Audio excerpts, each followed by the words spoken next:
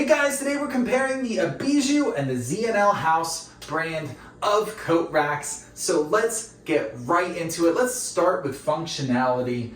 Both of these are very similar tree designs. However, this one over here, the Aibiju, in my mind, is a little more functional for one very specific reason. All these branches are scattered nice and evenly. There's not two that are directly over top of each other.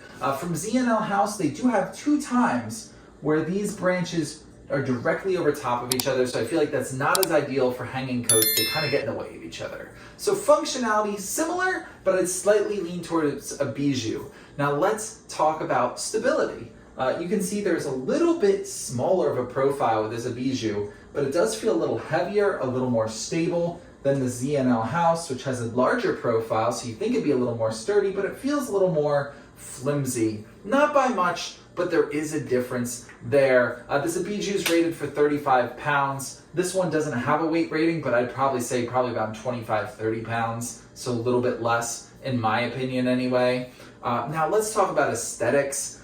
Both of these look very similar. They obviously have different finishes, but I want you to look closely because this one has a shinier, more polyurethane finish over here with the Aibiju, but the Z&L House is a more matte finish. But what I don't like about the Z&L House, I do prefer the matte finish, but it looks like the stain was not distributed evenly.